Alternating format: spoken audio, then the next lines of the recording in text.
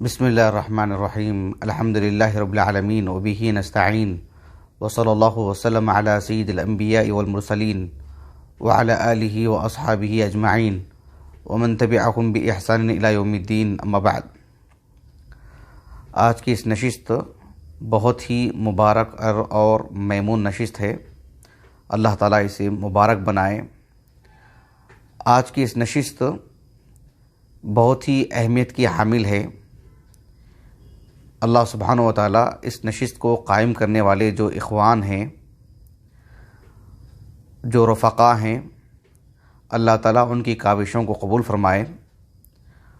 اور اس نشست میں جو مرد حضرات اور خواتین جو اس میں شرکت کی ہیں، اللہ سبحانہ و تعالیٰ ان کی اس شرکت کو قبول فرمائے۔ آج کی جو نشست ہے رسول اللہ صلی اللہ علیہ وسلم کی احادیث مبارکہ کو پڑھنے پڑھانے سے متعلق ہے۔ آپ علیہ الصلوۃ والسلام کی احادیث جب مدون ہوئیں اور کتابی شکل میں آئیں اور علماء امت نے اس کو آنے والی نسلوں کے لیے پڑھایا، سکھایا، سمجھایا، تو دھیرے دھیرے اس میں تفنن اور تنوع اور متعدد شکلیں سامنے آئیں۔ حدیث کو پڑھنے پڑھانے کی جو صورتیں محدثین میں رہی ہیں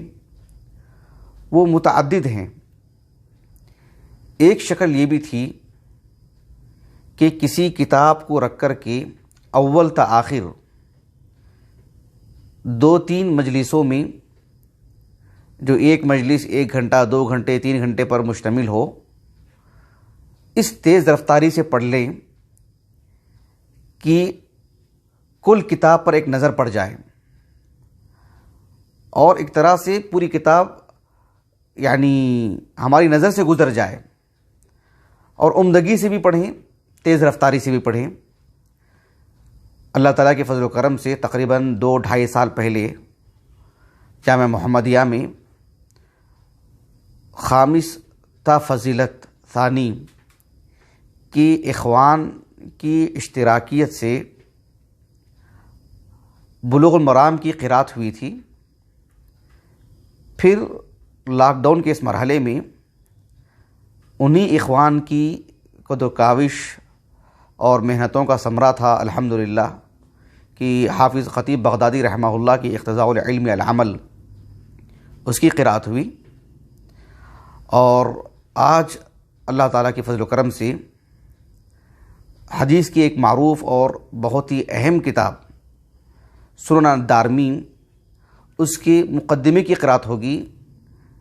آنے والے چند دنوں میں، ہفتہ اتوار، کچھ مخصوص ایام میں۔ آج کی اس نشست میں انشاءاللہ چونکہ امام دارمی رحمہ اللہ کی السنن پر جو مقدمہ ہے، اس مقدمے کی قرأت ہونی ہے، تو لازمی طور پر ہم اس کے مکلف ہو جاتے ہیں کہ اس کتاب کے مصنف سے ہم باخبر ہوں، ان سے واقف ہوں، اور اس کتاب کی اہمیت، مقام، مرتبہ اور اس کے منہج سے بھی ہم واقف ہوں۔ تو 2 باتیں آج کی اس نشست میں آپ کے سامنے رکھوں گا انشاءاللہ۔ ایک امام دارمی رحمہ اللہ کا مختصر تعارف۔ عام طور پر کسی عالم دین سے متعلق ہم جو درس دیتے ہیں، ان کی سوانح حیات بتاتے ہیں، ان کا ترجمہ حیات ذکر کرتے ہیں، اس تفصیل سے اور ان کی زندگی کے سبھی جوانب اس طرح سے نہیں پیش کی جائیں گی۔ ایک ہلکا پھلکا تصور ہمارے سامنے آ سکتا ہے کہ یہ کون عالم دین ہیں، اور ان کی کتاب سے متعلق بھی۔ تو سب سے پہلی بات امام دارمی رحمہ اللہ کا تعارف میں آپ کے سامنے رکھوں گا۔ امام دارمی رحمہ اللہ، آپ کا جو نام ہے عبداللہ ابن عبد الرحمن ابن الفضل۔ عبداللہ نام کی خوب کثرت ہے،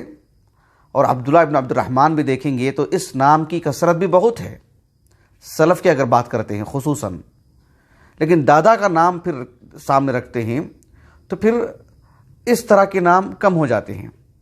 عبداللہ ابن عبد الرحمن ابن الفضل ابن بہرام، یہ آپ کا نام ہے، ابو محمد آپ کی کنیت ہے۔ آپ کے نام کے ساتھ جو نسبتیں لگتی ہیں، کچھ علاقائی نسبتیں ہیں، کچھ قبائلی نسبت ہیں۔ مثلا آپ کے نام کے ساتھ یہ نسبت لگی رہتی ہے کہ التمیمی، الدارمی، السمرقندی۔ تو امام دارمی رحمہ اللہ کی یہ جو نسبت ہے التمیمی یا الدارمی، بات ایسی ہے کہ یہ جو عرب ہے، عرب جو ملک ہے، عرب جغرافیائی اعتبار سے بہت ہی وسیع پیمانے پر ہے۔ خصوصاً عرب کا جو جنوبی حصہ ہے، جو آج یمن کا جو بڑا حصہ ہے، عرب بائدہ یا عرب عاربہ جس کو کہتے ہیں، تو یہ جو عرب ہیں اصل عرب ہیں۔ اللہ کے رسول علیہ الصلوۃ والسلام کی ولادت سے کچھ عرصہ قبل ہم دیکھتے ہیں تاریخی طور پر، جس کا اللہ رب العالمین نے سورۃ السبا میں ذکر بھی فرمایا ہے کہ سد معارب، صنعاء وہاں کی جو راجدھانی ہے، وہاں پر ایک اس کے جنوب میں ایک بہت بڑا ڈیم بنا ہوا تھا، جو ان کی خوشحالی اسی سے وابستہ تھی۔ ان کی ناشکری کی وجہ سے وہ ڈیم پھوٹ پڑا اور پانی اس رفتار سے گاؤں میں، شہروں میں آیا کہ جو ہے شہر کے شہر تباہ ہو گئے۔ پھر وہاں کی بڑی آبادی ملک یمن سے نکل کر کے اوپر ہوتے ہوئے عراق اور شام چلے گئی اور وہیں جا کر کے بس گئی۔ اللہ کے رسول علیہ الصلوۃ والسلام کے زمانے میں بھی عراق اور شام میں عرب کی بڑی آبادی موجود تھی۔ اسی لیے ہم دیکھتے ہیں کہ اسلام جب ملک شام، ملک عراق پہنچا اور پھر یہاں خراسان تک پہنچا، تو وہاں اسلام قبول کرنے والوں کی جو بڑی تعداد ہے، ان کا نام، نسب اور ان کی جو نسبتیں لگتی ہیں، اس اعتبار سے معلوم ہوتا ہے کہ اصلاً وہ عرب ہیں۔ ایسی بڑی تعداد ہے۔ سورۃ السبا کی جب ہم نے تفسیر کی تھی تو اس کے آغاز میں نے کچھ باتیں رکھی تھیں، اور الرحیق المختوم سیرت کی جو کتاب ہے، مختصر کتاب ہے، اس کے آغاز اور اس کی جو مطلب اس کا جو پہلا ورق ہے، پہلا اور دوسرا، اس کو کوئی گہرائی سے اچھے سے پڑھ لیتا ہے تو بہت ساری باتیں اس سے مل جاتی ہیں، اور یہ جاننا بہت ضروری ہوتا ہے، بالخصوص اس طالب علم کے لیے جو یعنی دواوین السنہ جو ہمارے پاس ہیں، احادیث کا وہ ذخیرہ جو اسانید سے ہمارے پاس پہنچا ہوا ہے، تو ان سب کا دراسہ کرنے کے لیے یہ جاننا ہمارے لیے بے حد ضروری ہو جاتا ہے۔ تو بتانا مجھے مقصود یہ ہے کہ اسماعیل علیہ الصلوۃ والسلام کی آل اولاد، ان کے احفاد میں جہاں ایک عظیم اور نمایاں نام، مشہور نام قریش ہمیں ملتا ہے، وہیں پر ایک نام آتا ہے حنظلہ۔ پھر حنظلہ کے آل اولاد میں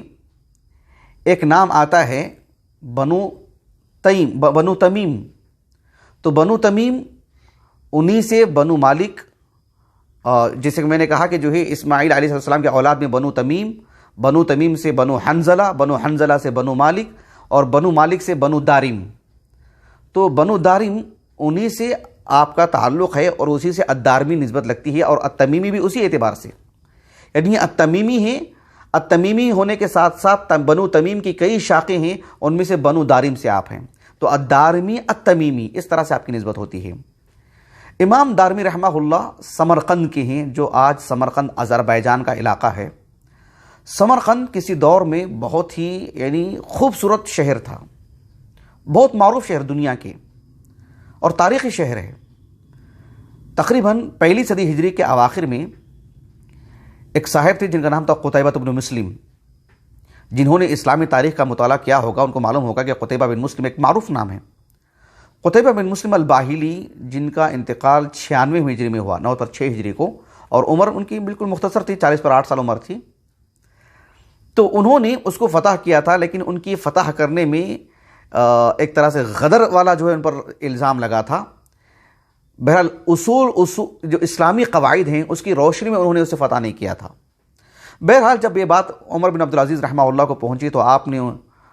اس فتح کو فتح شمار نہیں کیا، دوبارہ ان علاقے کے لوگوں کو موقع دیا، انہی کے ہاتھ میں علاقہ دیا، پھر حرب اور جو ہے جنگ کا ایک ماحول پھر سے ایک تیار ہونے لگا، تو ان علاقے کے لوگوں نے اسلام کے سپرد اپنے آپ کو کر دیا، ایک طرح سے مسلمان ہو گئے وہ۔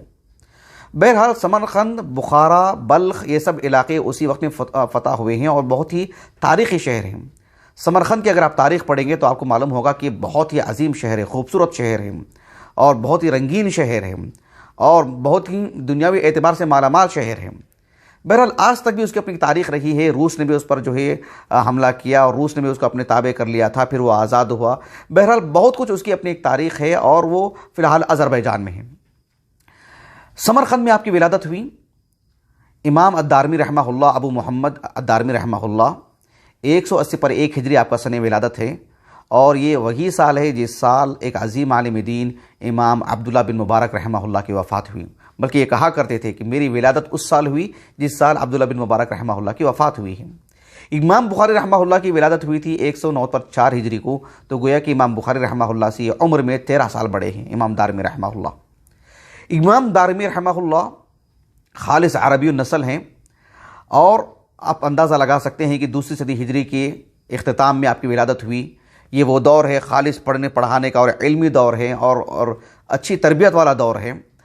تو امام دارمی رحمہ اللہ خلافت عباسیہ میں آپ کی ولادت ہوئی تھی۔ تو بچپن میں آپ نے قرآن مجید حفظ کیا، پھر تعلیم کے لیے آپ آگے بڑھے، اپنی علاقے کے علماء سے پڑھا، یعنی سمرقند اور سمرقند کے جو قرب و جوار کے علماء ہیں، اس دور کا علم حاصل کرنے کا جو طریقہ تھا کہ سب سے پہلے اپنے علاقے کے علماء سے علم حاصل کرتے، پھر دائرہ بڑھتا، پھر جو رحلات ہوتی، تو آپ نے بھی سمرقند اور بلخ اور قرب و جوار کے علماء سے علم حاصل کیا۔ پھر جو ہے خراسان کے متعدد شہر آپ گئے اور پھر عراق اور عراق میں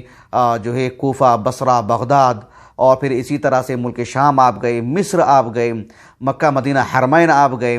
یمن سے متعلق آپ گئے نہیں گئے، آپ کی زندگی میں ایسی کوئی بات ہمیں نہیں ملتی ہے، لیکن اس اعتبار سے آپ نے ایک طویل سفر کیا اہل علم خصوصی طور پر آپ کو الرحال کہتے ہیں کہ آپ نے علم حدیث کے لیے اس دور میں جو ایک عام نہج تھا رحلہ کرنا، سفر کرنا، تو علم حدیث کے لیے اور حدیث کے اکٹھا کرنے میں، پڑھنے میں آپ نے خوب سفر کیا الحمدللہ۔ امام دارمی رحمہ اللہ کی اساتذہ کی کثرت ہے اور خوب کثرت ہے۔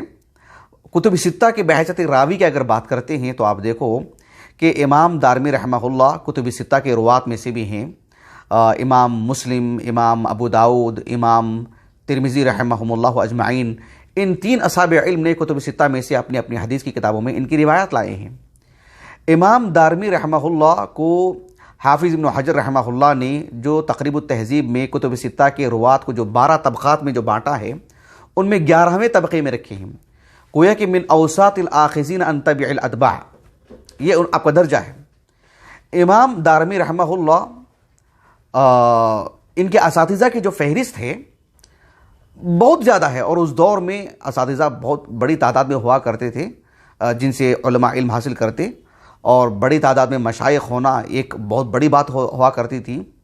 امام دارمی رحمہ اللہ کے اساتذہ کی جو فہرست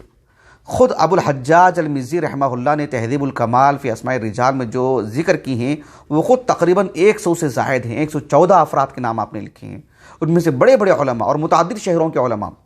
تو اس سے اندازہ لگا سکتے ہیں کہ امام دارمی رحمہ اللہ نے یعنی متعدد علاقے کے علماء سے آپ نے پڑھا اور متعدد فنون کے ماہرین سے آپ نے پڑھا، تو علمی اعتبار سے آپ کس قدر مضبوط اور کس قدر گہرا آپ کے پاس علم رہا ہوگا، اس سے ہم اندازہ لگا سکتے ہیں۔ امام دارمی رحمہ اللہ، جیسے کہ میں نے کہا کہ ایک عظیم المرتبت عالم دین ہے، آپ کے تلامذہ بھی بہت بڑی تعداد ہے۔ البتہ ابو الحجاج المزی رحمہ اللہ نے مشائخ کے مقابلے میں اساتذہ کی فہرست کم ذکر کی ہے، 40 افراد کے نام آپ نے لکھے ہیں، لیکن اس میں امام ابو داؤد، امام ترمذی کے ساتھ امام مسلم کا بھی نام ہے کہ امام مسلم رحمہ اللہ نے امام دارمی رحمہ اللہ سے روایات لائے ہیں۔ آپ صحیح مسلم اٹھا کر کے دیکھ لیجئے، صحیح مسلم کا چاہے مقدمہ ہو، صحیح مسلم یعنی اصل کے اعتبار سے جو حدیث کی کتاب ہے، اس میں آپ دیکھو امام دارمی رحمہ اللہ سے عبداللہ ابن عبد الرحمن الدارمی یعنی حدثنا عبداللہ ابن عبد الرحمن الدارمی، اس نام کے ساتھ کثرت سے روایات لاتے ہیں، کثرت سے۔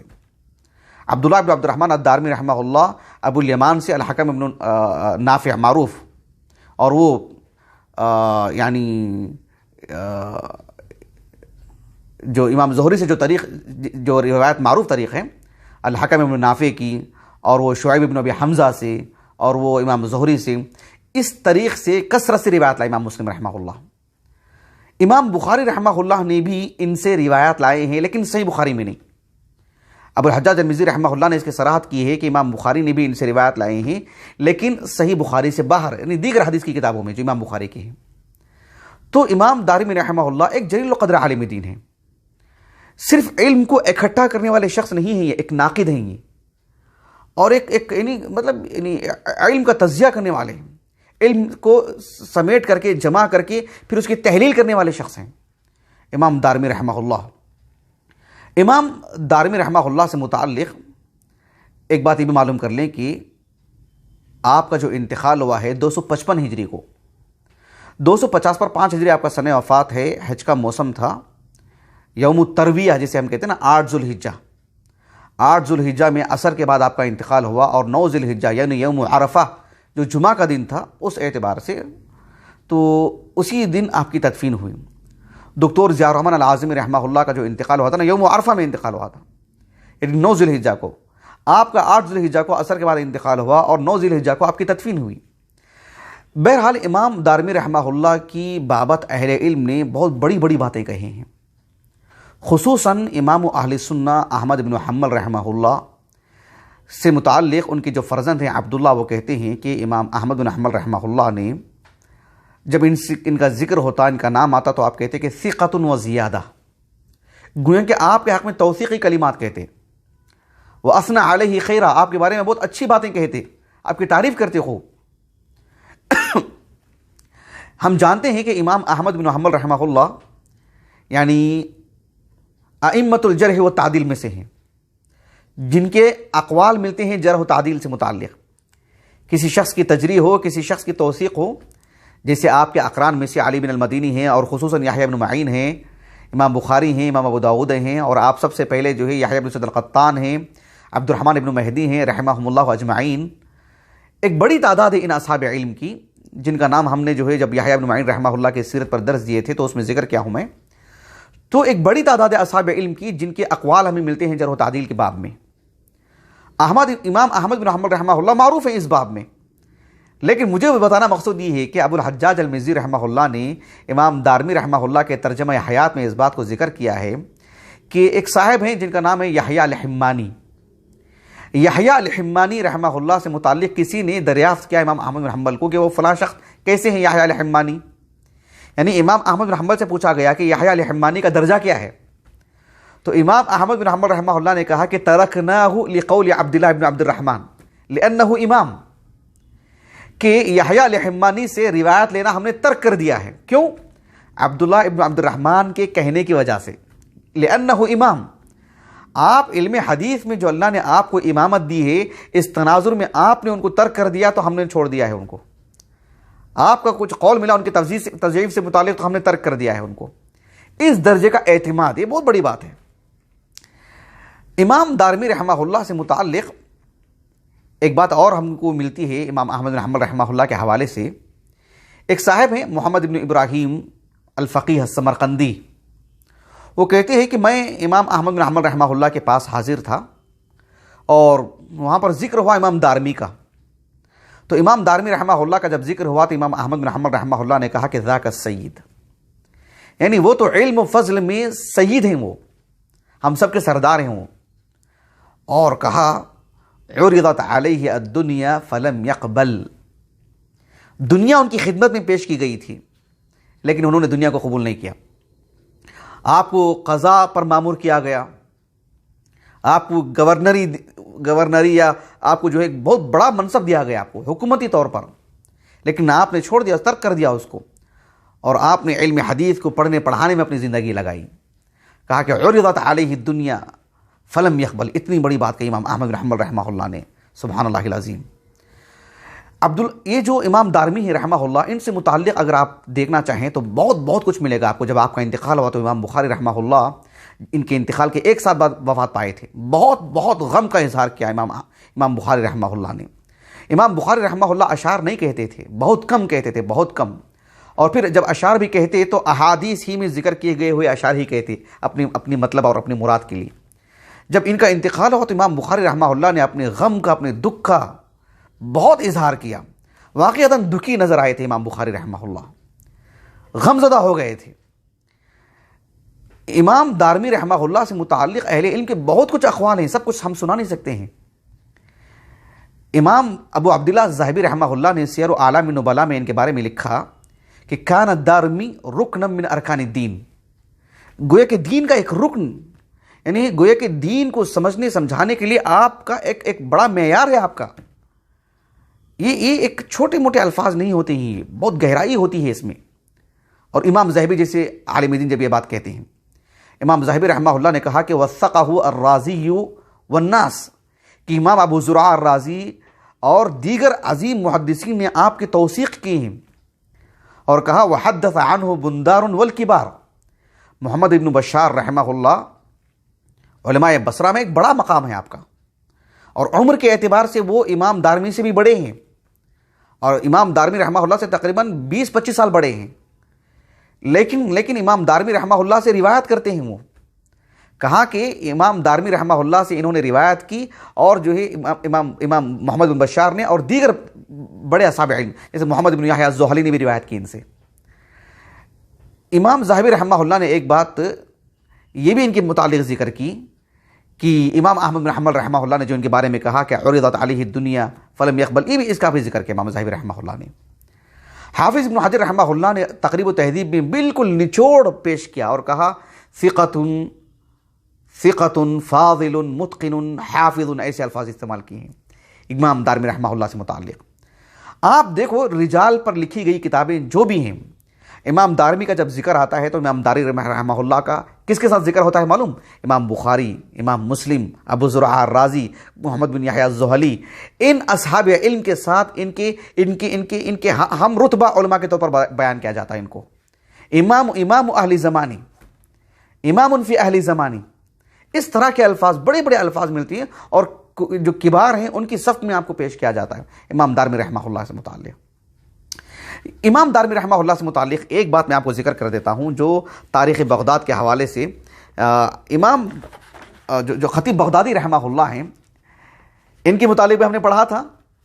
خطیب بغدادی رحمہ اللہ نے، جو میرے پاس نسخہ ہے، جلد نمبر جو ہے اس کی 11 ہے، صفحہ نمبر 209،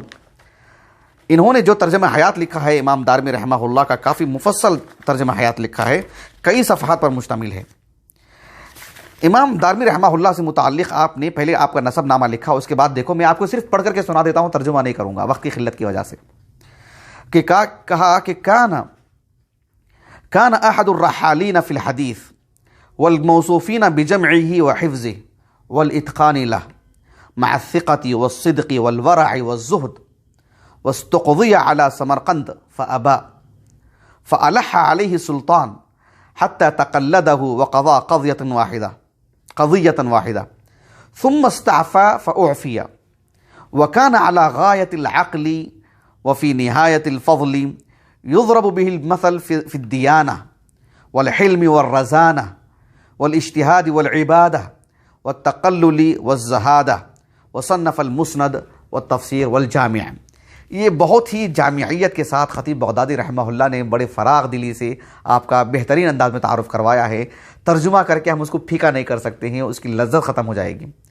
یہ کچھ باتیں تھیں امام دارمی سے متعلق۔ امام دارمی رحمہ اللہ کی جو السنن ہے، اس سے متعلق میں آپ کو انشاءاللہ 3 باتیں ذکر کروں گا۔ امام دارمی رحمہ اللہ کی جو السنن ہے، اس سے متعلق 3 باتیں۔ پہلی بات، اس کتاب کا نام کیا ہے؟ کیا یہ سنن الدارمی ہے یا مسند الدارمی ہے؟ دوسری بات، اس کتاب کی اہمیت اور عظمت سے متعلق دوسری بات، اور تیسری بات بالذات اور خصوصاً جو آج ہم اس کا مقدمہ پڑھنے جا رہے ہیں، اس مقدمے کی کیا اہمیت ہے اس کتاب کو لے کر کے۔ جہاں تک مسئلہ اس کتاب کا نام ہے، میرے پاس جو نسخہ ہے جو شیخ حسین سلیم اسد الدارانی کی تحقیق سے چھپا ہے، اس پر جو ہے آپ دیکھ سکتے ہیں کہ نام لکھا ہوا ہے مسند الدارمی، لیکن پھر قوسین میں لکھا ہوا ہے المعروف بسنن الدارمی، تو اس کا نام مسند الدارمی یہاں پر لکھا ہوا ہے اس نسخے میں، لیکن سنن الدارمی جو دیگر مطبوعات ہیں اس پہ سنن الدارمی بھی نام لکھا ہوا ہے۔ مسند الدارمی جو نام لکھا ہوا ہے، اہل علم کی ایک اچھی خاصی تعداد اور نامور مشہور بڑے کبار، مثال کے طور پر ابو عمرو ابن الصلاح رحمہ اللہ،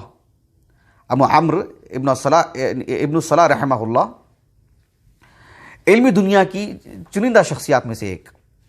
7वीं सदी हिजरी में से, 643 हिजरी सने वफ़ात है, 640 हिजरी। मुक़द्दिमतुन फ़ी उलूमिल हदीस, जो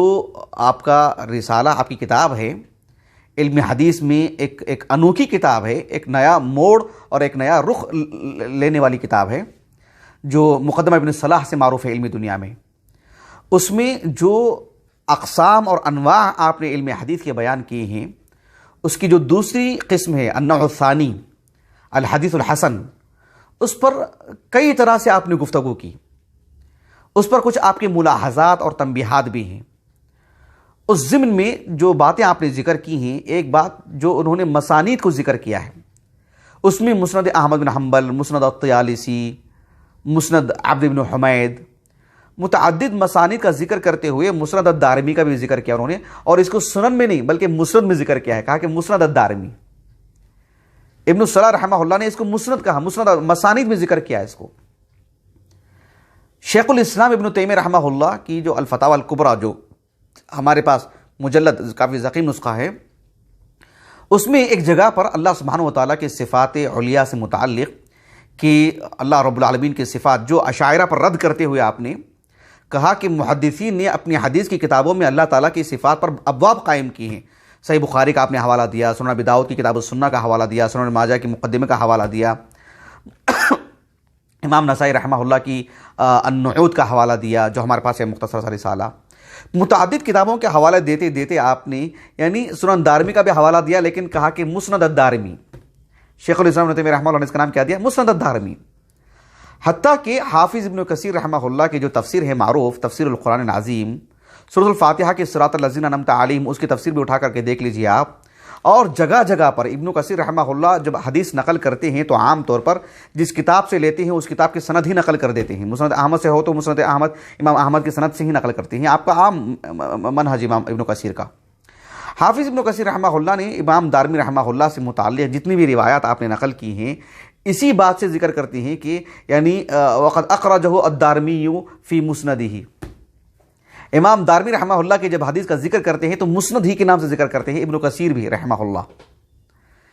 कई एक असहाबे इल्म, खुद हाफिज़ इब्न हजर अल-अस्क़लानी रहमहुल्लाह ने तहज़ीब उत-तहज़ीब में आपकी इस किताब को मुस्नद ही कहा है। इमाम अबू अब्दुल्लाह अज़-ज़ाहबी रहमहुल्लाह ने तज़किरतुल हुफ़्फ़ाज़ में आपको साहिबुल मुस्नद अल-आली कहा है। तो अल-मुस्नद अहले इल्म की एक बड़ी तादाद ने इसको जिक्र किया है कि ये अल-मुस्नद है। एक बात, इसी से जुड़ी हुई एक बात मैं आपको ये बता दूं कि अहले इल्म की एक आदत ऐसी भी है, जैसे हाफिज़ इराक़ी हैं रहमहुल्लाह, इब्न हजर के उस्ताद हाफिज़ इराक़ी रहमहुल्लाह 806 हिजरी आपका सने वफ़ात है। हाफिज़ इराक़ी हों या हाफिज़ जलालुद्दीन अस्यूती हों तदरीबुर रावी में, इसी तरह से साहिब कश्फ़ुज़ ज़ुनून हाजी खलीफा कश्फ़ुज़ ज़ुनून में, उन्होंने इब्न सलाह रहमहुल्लाह का खुसूसी तौर पर नाम लेकर के रद्द किया है और कहा है कि ये मुस्नद किसी तौर पर भी नहीं हो पाती है, मुस्नद नहीं है ये मुस्नद अहमद की तरह, मुस्नद अब्द बिन हुमैद की तरह मुस्नद नहीं है ना, मुस्नद अल-बज़्ज़ार की तरह। ये कहा कि ये अस-सुनन है। क्यों? सुनन तिरमिज़ी, सुनन अबी दाऊद वगैरह की जो तरतीब है, जिसमें फ़िक़ही एतबार से किताबों की तरतीब दी गई है, वही तरतीब इसमें भी है, तो इसको अस-सुनन कहना चाहिए। कहा कि ये इब्न सलाह से वहम हुआ है कि जो आपने इसको यानी मुस्नद कह दिया आपको, जबकि असहाब इल्म की एक बड़ी तादाद ने इसको मुस्नद कहा है। लेकिन अहले इल्म की माहिरीन की हदीस में जिनको दर्क है, उन्होंने इस नुक्ते पर मतलब गिरफ्त की और कहा कि जो है ये नाम दुरुस्त नहीं है मुस्नद अद-दारमी, बल्कि सही नाम यही है कि सुनन अद-दारमी, क्योंकि ये फ़िक़ही तरतीब पर मुरतब की गई है, तो ये सुनन है, मुस्नद नहीं है। इसके बावजूद हम देखते हैं कि हाफिज़ जलालुद्दीन अस्यूती रहमहुल्लाह तदरीबुर रावी में हाफिज़ इब्न हजर के हवाले से और हाफिज़ इराक़ी के हवाले से, हाफिज़ इराक़ी का आप कौल फ़तहुल मुग़ीथ में मिल जाएगा आपको। इसी तरह से अमीर अस्सनाआनी रहमहुल्लाह तौदीहुल अफ़कार में एक तरह की तालील की है, सबब बताया है, तौजीह की है कि जिन असहाब इल्म ने इसको मुस्नद अद-दारमी कहा, इब्न हजर ने भी कहा इस बात को कि जिन असहाब इल्म ने इसको मुस्नद अद-दारमी कहा है, उनको मकसूद ये नहीं है कि ये यानी मुस्नद अहमद की तरह मुस्नद है, मुस्नद अब्द बिन हुमैद, मुस्नद अत्तयालिसी की तरह मुस्नद है, बल्कि ये मुस्नद सही बुखारी की मुस्नद की तरह है। امام بخاری رحمہ اللہ نے بھی اپنی حدیث کی کتاب کو المسند الصحیح کہا نا. تو المسند کس معنی میں؟ المسند اس معنی میں کہ اس کی سبھی روایات مسندہ ہیں، یعنی باسانید بیان کیے گئے ہیں، موصولاً، یعنی وہ منقطع نہیں ہیں، وہ مراسیل اس میں نہیں ہیں، بلاغات اس میں نہیں ہیں.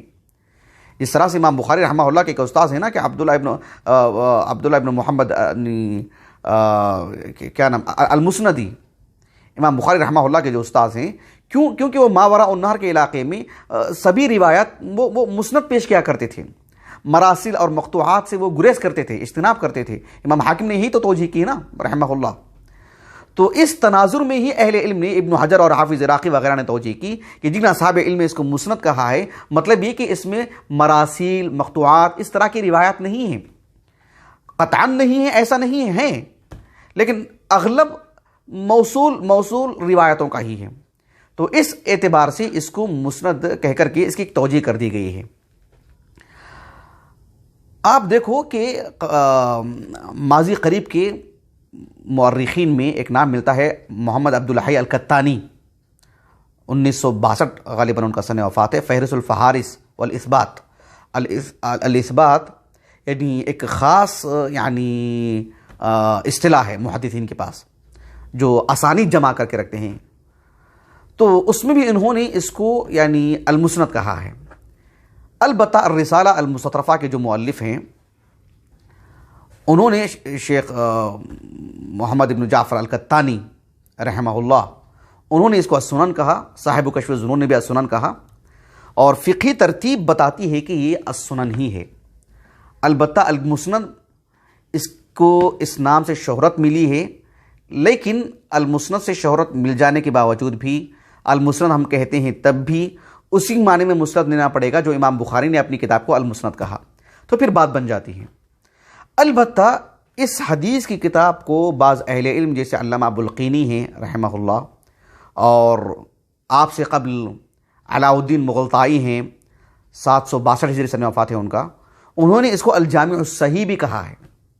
لیکن اہل علم نے خوب رد کیا اس پر. حافظ ابن حجر نے رحمہ اللہ نے بھی نقد کیا ہے کہ اس میں کچھ روایات ضعیف بھی ہیں. بہرحال بہت سارے ضعیف روات ہیں، اس میں بہت ساری اسانید ضعیف ہیں. ایسے میں اس کو الصحیح یہ کہنا کسی طور پر بھی درست نہیں ہے. جب اس کا مطالعہ کرتے ہیں تو الصحیح کا اطلاق اس پر کسی طور پر بھی نہیں ہوتا ہے، لیکن اغلبیت کی وجہ سے اس کو کہہ دیا گیا. اس کے باوجود بھی اس سلسلے میں اس کا نام نہیں ہو سکتا ہے. یہ ایک اس کتاب کے نام سے متعلق باتیں تھیں. رہا اس کتاب کی اہمیت اور مقام مرتبے کی اگر بات کریں تو حافظ جلال الدین السیوطی رحمہ اللہ نے تدریب الراوی میں حافظ ابن حجر رحمہ اللہ کے حوالے سے لکھا ہے، جس کو میں نے بہت ہی تفصیل سے، ہمارا ایک درس ہوا تھا، یعنی کتب ستہ کی تاریخی جو حیثیت ہے. کتب ستہ جو اصطلاح ہے نا، ہم جیسے کہتے ہیں کتب ستہ، یہ اصطلاح کب وجود میں آئی اور وہ 6 کتابیں کس نے ترتیب دی، کن علماء نے مطلب ان کتابوں کو ترتیب دیا ہے.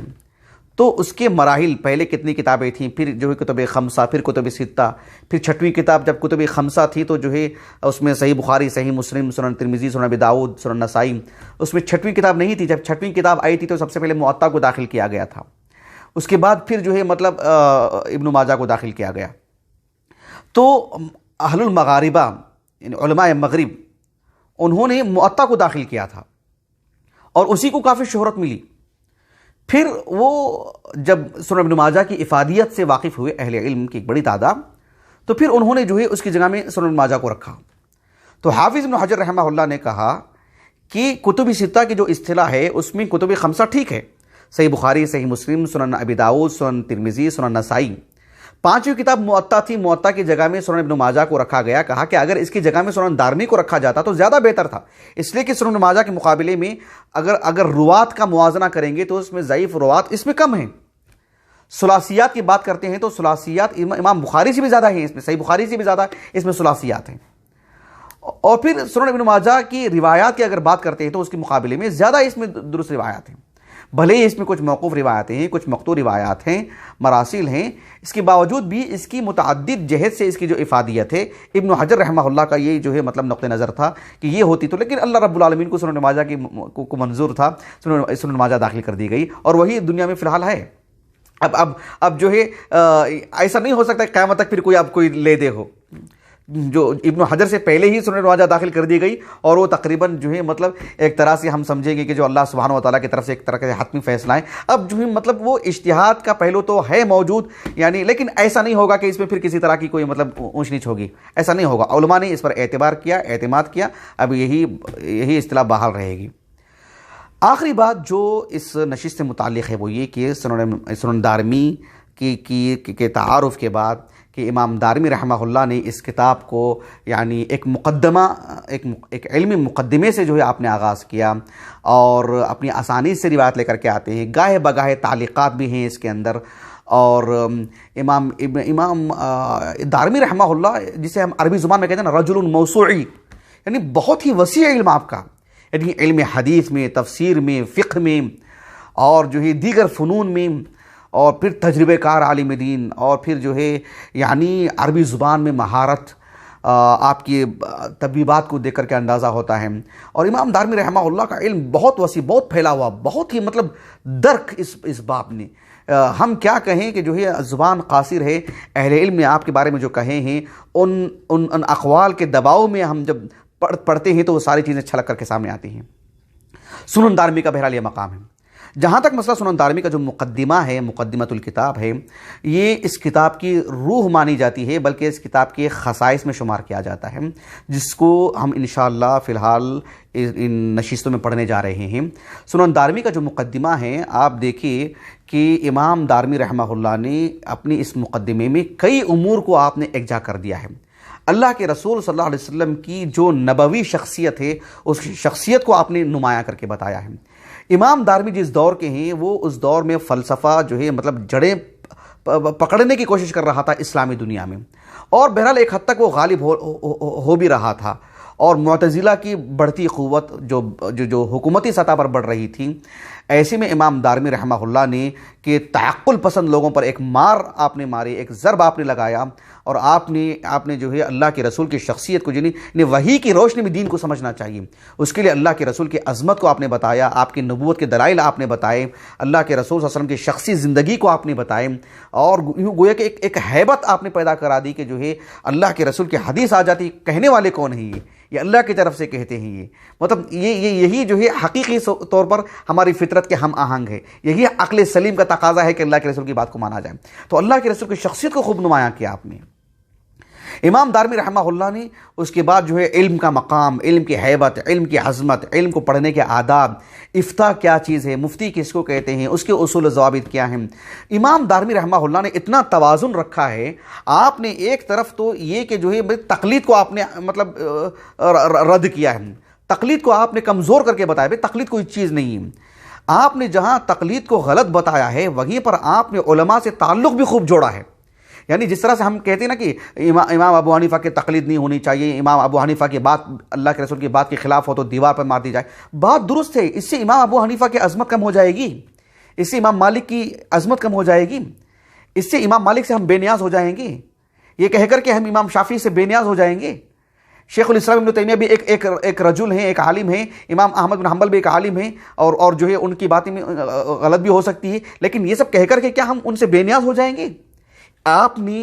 بیک وقت دو جدا جدا باب قائم کی، یکے بعد دیگرے، بالکل بازو بازو. ایک باب یہ قائم کیا کہ ایک عالم دین کی رائے کو یعنی مطلب دین بنا لینا، جہاں اس کی کراہیت ہے وہیں پر علماء کی اقتداء کرنا، ان پر اعتبار کرنا، ان پر اعتماد کرنا، ان کی تحقیقات کو تسلیم کرنا، ان سے لگے رہنا، ان سے پڑھنا، اس کو دونوں کو لے کے چلنا چاہیے. یعنی جہاں ہم اہل علم کو مطلب یہ کہتے ہیں کہ جو ہے یہ معصوم نہیں ہیں، ان کی یہ اجتہادات ہیں، اس کا یہ مطلب نہیں ہے کہ ہم ان سے رتی برابر بھی بے نیازی برتیں گے. تعلق مضبوط ہوگا، وہی ان کے ہم ایک خادم بن کر کے رہیں گے، ایک طالب علم بن کر کے رہیں گے. ہم ان سے چھوٹے ہی ہیں، ہم انہی سے سیکھیں گے، انہی سے دین لیں گے، لیکن وہ نبی کا درجہ نہیں لے سکتے ہیں، لیکن ان سے ہم رتی برابر بھی بے نیاز بھی نہیں ہو سکتے ہیں. یہ توازن دکھایا امام دارمی رحمہ اللہ نے اپنی اس کتاب میں. اور پھر جو ہے اتباع سنت کی اہمیت کو بتایا، اور اس سے جڑی ایک ایک شق سمجھ رہے ہیں. جس طرح سے امام بخاری کی صحیح بخاری ہے نا، گویا کہ کتاب بدیع الوحی، اور اس کے بعد کتاب الایمان، کتاب العلم، گویا کہ اسی کا خلاصہ ہے سنن دارمی کا مقدمہ. بھلے امام دارمی ان سے پہلے لکھا ہے اس بات کو. تو امام دارمی رحمہ اللہ کی جو اس کتاب کا جو مقدمہ ہے یہ غیر معمولی اہم ہے. میں اپنی بات کو ختم کرتا ہوں اور جو ہے بہت ہی کھلے لفظوں میں اس کا اقرار کرتا ہوں کہ چاہے امام دارمی ہوں چاہے امام دارمی کی السنن ہوں، جس کا حق ادا کرنا چاہیے تھا تعارفی طور پر، میں حقیقی طور پر یہ کہوں گا کہ میں اس کا حق ادا نہیں کر پایا ہوں، کیونکہ وقت کی قلت کی وجہ سے. وقت چاہتا ہے، وقت طلب موضوع ہے کہ اس کو ہم پھیلا کے بیان کریں، تفصیل سے بیان کریں. اور میں اپنی بات کو ختم کرتے ہوئے ہمارے جو اخوان ہیں حافظ سید عبد المتین ابو عوانہ، اور اسی طرح سے ہمارے جامعہ محمدیہ کے قریب گزشتہ سال جن کی فراغت ہوئی ہے شیخ ابو محظورہ سفیان صابر، اور جامعہ کی ایک اور ہونہار طالب علم شیخ ابو القاسم حمدان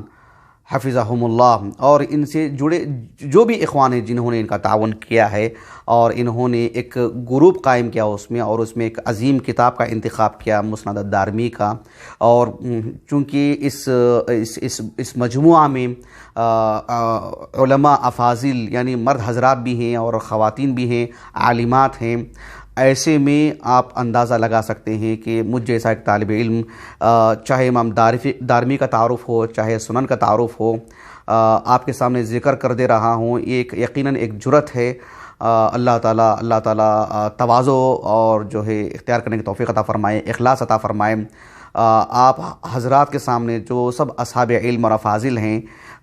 اس کو میں نے جو آپ کے سامنے رکھا ہے، یقیناً مجھے بھی احساس ہے، آپ کو بھی احساس ہوگا کہ دوبارہ میں کہہ رہا ہوں کہ یہ مزید وقت چاہتا ہے کہ امام دارمی رحمہ اللہ کی زندگی کے کئی گوشوں کو ہم تفصیل سے آپ کے سامنے رکھیں، سنن دارمی کو ہم مختلف پہلوؤں سے آپ کے سامنے رکھیں، تب جا کے بات سمجھ میں آتی ہے. لیکن چونکہ تفصیل سے ہم نہیں پڑھ رہے ہیں، محض قرات ہوگی مقدمۃ الکتاب کی، تو اس کے لیے یہ ہلکا پھلکا تعارف ایک کم وقت میں آپ کے سامنے رکھا گیا ہے. ہم انشاءاللہ اس کو اپنے تئیں اگر ہم پڑھ لیتے ہیں تو زیادہ بہتر ہوگا باذن اللہ تعالی. میں اپنی بات کو ختم کرتا ہوں. اللہ رب العالمین کا شکر ادا کرتا ہوں کہ اللہ رب العالمین نے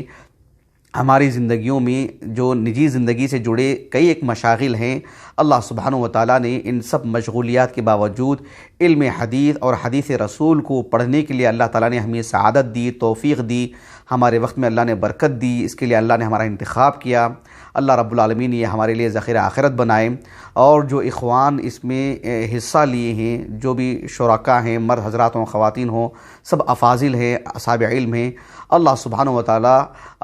ہمیں امت کے لیے یعنی ایک شرعی علم کو آگے منتقل کرنے والوں میں سے اللہ تعالیٰ ہمیں بنائے. اللہ ہمیں دیانتداری کے ساتھ شریعت کو پڑھنے پڑھانے کی توفیق عطا فرمائے. وآخر دعوانا ان الحمد للہ رب العالمین.